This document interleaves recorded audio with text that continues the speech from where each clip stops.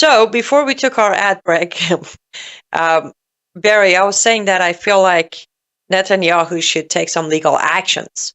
And I understand. I mean, Netanyahu was Bibi was dragged into International Criminal Court after October 7th. Like, when you look at how twisted that is on its own, says a lot about where we're at. And I'm pretty sure one of the reasons he's not doing it is because he's pretty sure no court in this world is going to rule for him, but against him. But it's the principle. I feel like he's being too soft in front of these talking heads who are throwing ridiculous accusations towards Israel, its government, IDF, the military. What do you think? There's a couple of answers. First of all, most people don't realize that the United States and Israel are not parties to the International Criminal Court. And it's not a court. It's sort of an organization that attempts to enforce their liberal, woke theology on the world. In spite of that, you've got crazy people like Mamdani, who very well might be the next mayor of New York, who says if Bibi comes to New York, he'll arrest them.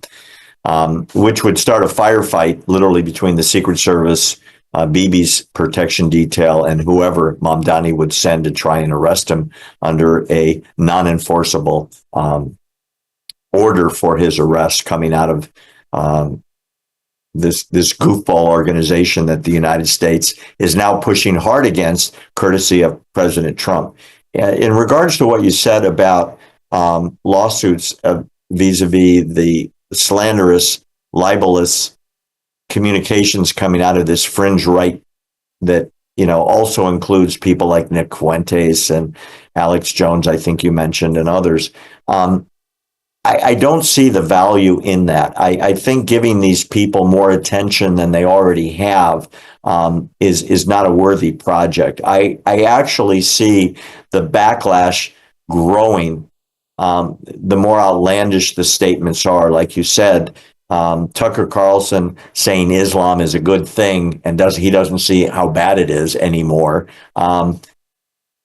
Christians and Jews know the difference, and people who are educated know the difference.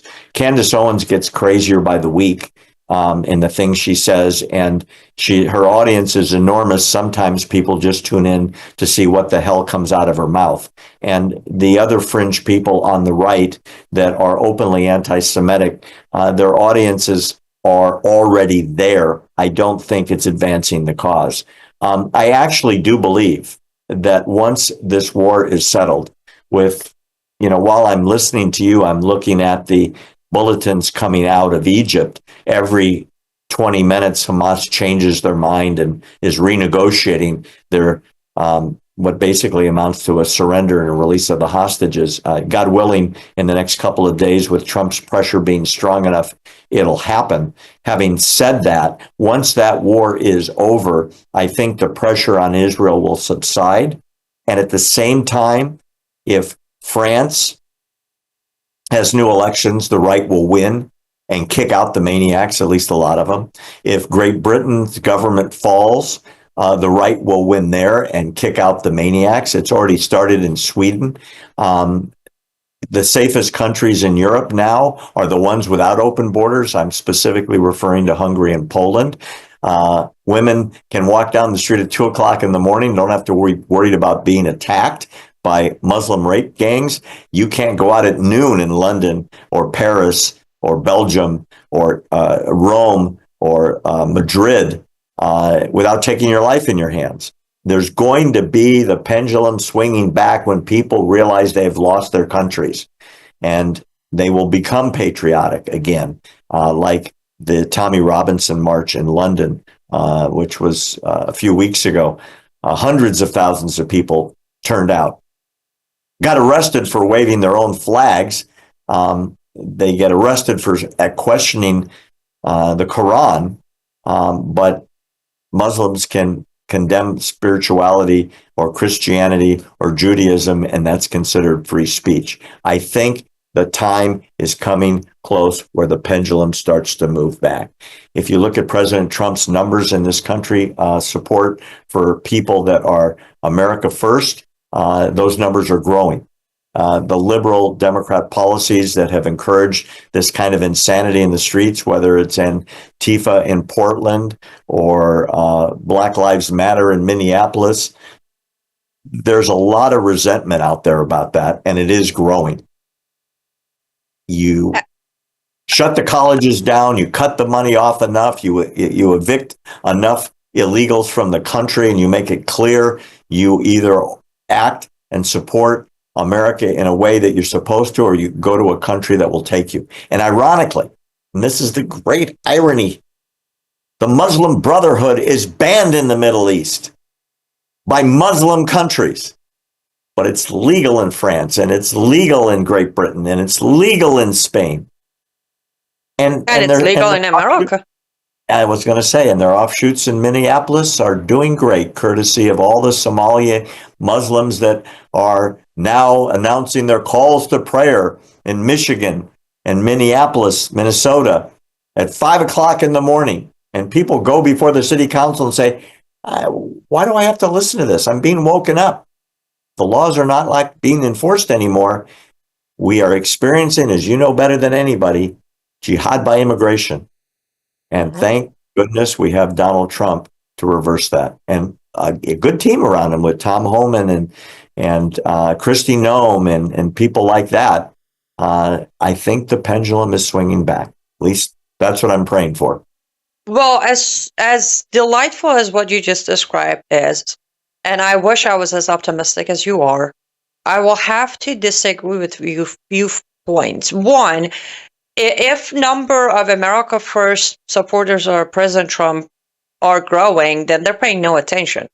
What America First? He's been busy building Saudi Arabia, Qatar, and Gaza. What are we talking about? There is no America First. If there was America First, he would have done what he did in his first term. Shut the border, put a Muslim ban, stop negotiating with any of these states that are sponsoring jihad. Then I would have maybe believed that he's doing anything for America First.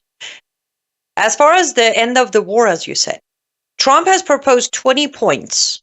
All of them, if you ask me, every single one of them ridiculous, useless, pointless. However, Hamas has agreed to one, and that one, as you said, they're changing their mind every 20 minutes.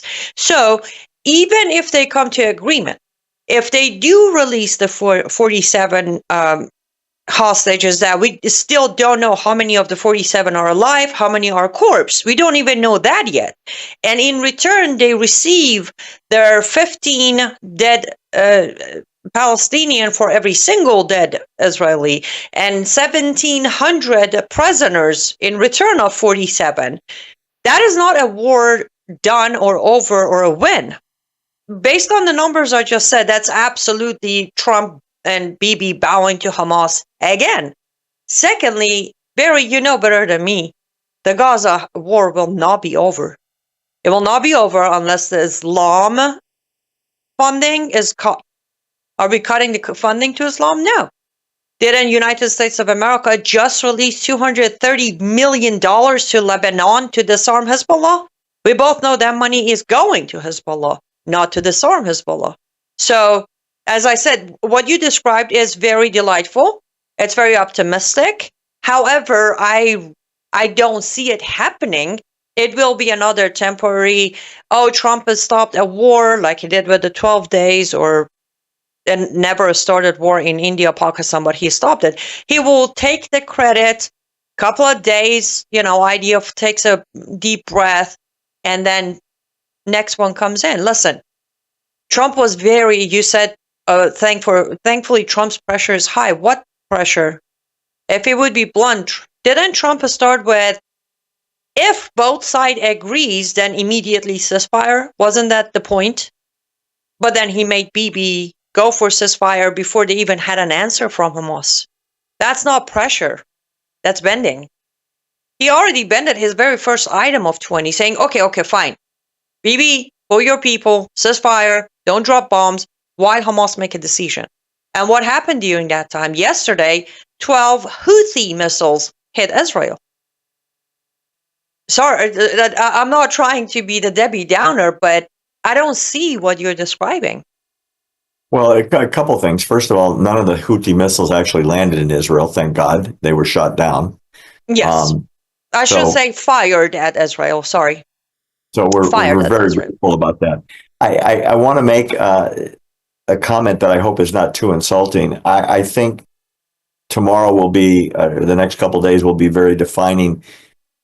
Trump makes no secret he is running for, which I've never heard of this before in history, but then again, it's Donald Trump. He is running for the Nobel Peace Prize. He's not going to get it. When that is announced in the next couple of days, and that enthusiasm that he has, everyone says I should get the Nobel Peace Prize, and I think I'll get it, blah, blah, blah. When that discussion ends, the Nobel Committee has announced a number of rewards. I think the Peace Prize will be announced on Friday. And that's behind us. I'm hoping that's a spur back to reality for our president. The 21 points that became 20 points, and they're now arguing about details of God knows what. I'm getting updates like crazy coming from Israeli press right now. I'm reading it. Hamas is renegotiating everything, and I mean everything. What Trump announced with his very, very excited press conference, and Saudi Arabia signed off on it, and Egypt has signed off on it, and even Turkey signed off on it. Yeah, Turkey was behind it. God knows what Trump has promised everybody behind the scenes, including Qatar. I think the incentive to Qatar was, we will have a mutual defense treaty. Anyone attacks you, we will attack them, which is outlandish. I've never heard of such a thing. But I think that's part of his deal making. I'm going to bribe everybody to sign on to this deal, when the only people that mattered, Annie, was Hamas. And they've never said yes to anything.